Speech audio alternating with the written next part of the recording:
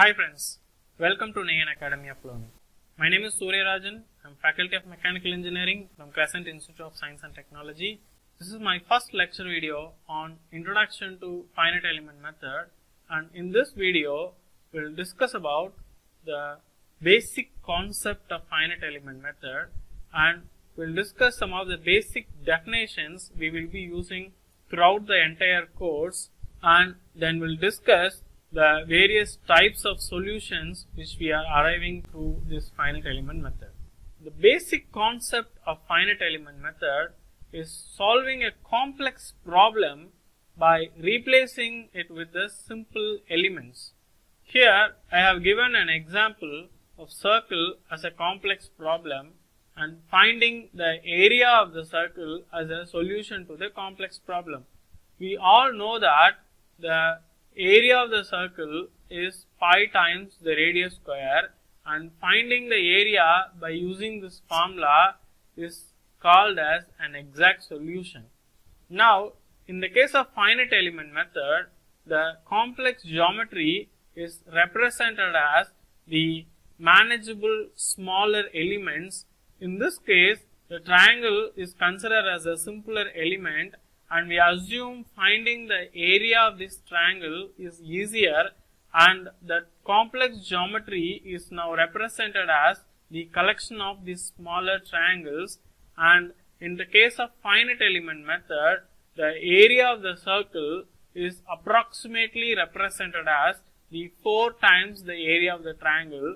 If we obtain the area of the circle in this method, then it is called the approximate solution. Now let's see what is complex problem in detail. In real time, the complex problem may not be a circle. The complex problem may be like this. Here I have given an example of a wheel rim, and understanding the dynamic stress distribution over the wheel rim may be the solution to the complex problem. Now if we see, I have just meshed the total geometry, and here when I magnify the view, we can see the total geometry is discretized with the small element, and the element is the 4-noded tetrahedron. This geometry alone has about 1,45,000 tetrahedron elements, and we need not to always have only one type of element in the discretized domain. It can be a multiple type of element also. The same geometry here is discretized with the 3 type of elements. Now the green portion is discretized with the 4-noded tetrahedron, and the blue portion is discretized with the 8-noded brick element. The pink portion is discretized with the 6-noded prism element, and the prism is the triangular prism. While comparing the previous case, the number of elements in this particular discretized domain has 78,000 elements, so that I could reduce the number of elements drastically, almost 50%. So this could reduce the memory usage of your computer when you are doing the finite element analysis. So you need not always use one type of element. You can use a multiple type of elements in your discretized domain. Now let us see some of the basic definitions used in the finite element method. First one is the discretization. The discretization is a process of dividing the complex geometry into an assemblage of simple elements. In our case, the circle is represented as the collection of 4 triangles. It need not to be always 4, even it can be 6 or any n number of triangles. Here, obviously, everyone can observe while discretizing, some of the portions of the circle is uncovered. These uncovered portions are called as the discretization error. Now in order to understand the discretization error further, we have 3 cases here. Now in case 1, the circle is divided into 4 triangles. In case 2, it is discretized with 6 triangles, whereas in case 3, it is discretized with 8 triangles. If we see the case 1, the discretized domain looks like a square, where in the case 2 looks like a hexagon. whereas in the case 3, it looks like an octagon. Here, obviously everyone can see as the number of triangle in the domain increases, the error is decreasing. Here, obviously we can see when the number of element increases, the pink zone reducing. So, in order to understand the error little further, we have shown a graph here, and in the graph, the x-axis represents the number of triangle in the discretized domain and the y-axis represents the discretization error. Here, when the number of elements or the number of triangle in the discretized domain tends to infinity, the error tends to 0. So, this can be mathematically represented as limit n tends to infinity, the error E is equal to 0. This gives us the understanding of reducing the error to 0. When the error of the solution is getting closer to 0, we can call the solution as a converged solution or the solution which is very closer value to the exact solution. Here I have given an example how to reduce the discretization error while doing a finite element analysis.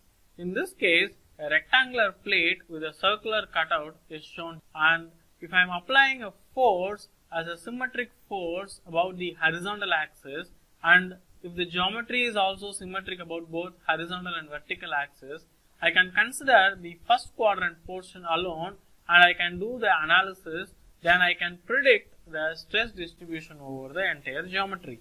Here let us take the first quadrant geometry alone, so I can predict the stress distribution over the entire geometry. Now I apply the force as well as the symmetric boundary condition over the geometry. So when I am doing the finite element analysis, I do discretization as a first step. Now when I discretize the geometry with the triangular element as a bigger element, the curve edge, the circular edge looks like two straight lines here. So in order to reduce the discretization error, what we can do, we can refine the element size. So I reduce the size of the element, or by increasing the number of element around the curve edges, I can reduce the error.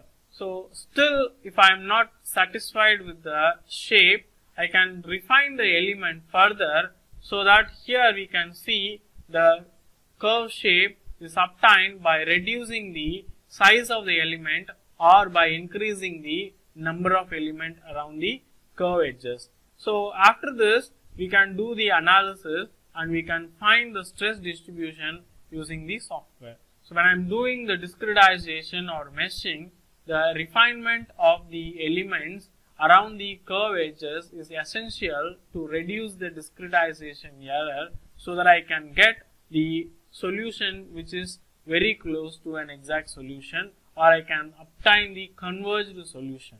Now let's move forward. In FEM, understanding the lower bound and upper bound solution is very important. So the error is represented as the difference between the exact solution and the approximate solution. So in our case, the solution is finding the area of the circle. So in the expression, we have a letter A instead of S. Now let us see an example. Here the circle is discretized with the 6 triangles, and the discretized domain looks like an hexagon, and the hexagon is also an inscribed hexagon. Here we can see the area obtained from the sum of the individual triangles, which is an approximate solution, is lesser than the area of the circle, which is obtained through the exact solution. So the error is positive in nature. So in our case, let us consider the graph which is having the number of triangles in the x-axis and the area in the y-axis. So if we see the exact solution, which is drawn in a green color, is constant, it is not depending on the number of triangles. But when we increase the number of triangles, the approximate area which is obtained from the finite element method is converging towards the exact solution. In this case, the approximate solution is converging from the lower bound position, So a solution is called as the lower bound solution. In this case, the hexagon is circumscribed over the circle. So the area of the circle AC is less than the approximate area, which is the area of the hexagon. Now the error is negative. So in order to understand in the graphing solution, so the exact solution and the approximate solution is shown here. Now the approximate solution is always converging towards the exact solution from the upper bound position. So the solution is called as the upper bound solution. Here I have shown you some of the softwares used for discretization as well as the finite element analysis. ANSYS, MS Nastran, Abacus, Agena and LSDyna. These are the softwares we used to call it as the CAE softwares, that is computer aided engineering softwares. And also we have some few CAD softwares having a separate module to do the CAE analysis. Creo is generally a modeling software which is also having the separate module to do the finite element analysis. Similarly, the CATIA is also having a specific module to do the finite element analysis. So these softwares has the capability to do both CAD, that is computer aided design, as well as the CAE, that is computer aided engineering. Now let's rewind what we had discussed in this video. We had discussed the basic concept of finite element method, and we learned what is discretization and discretization error, and we discussed the lower bound and upper bound solution, and we had seen some of the softwares which is used as a CAE as well as CAD softwares, and also we had discussed some of the examples on the discretization and the complex problems and solutions. And if you have any doubt, you mail me to nayanacademy@gmail.com, and let's have some quiz now.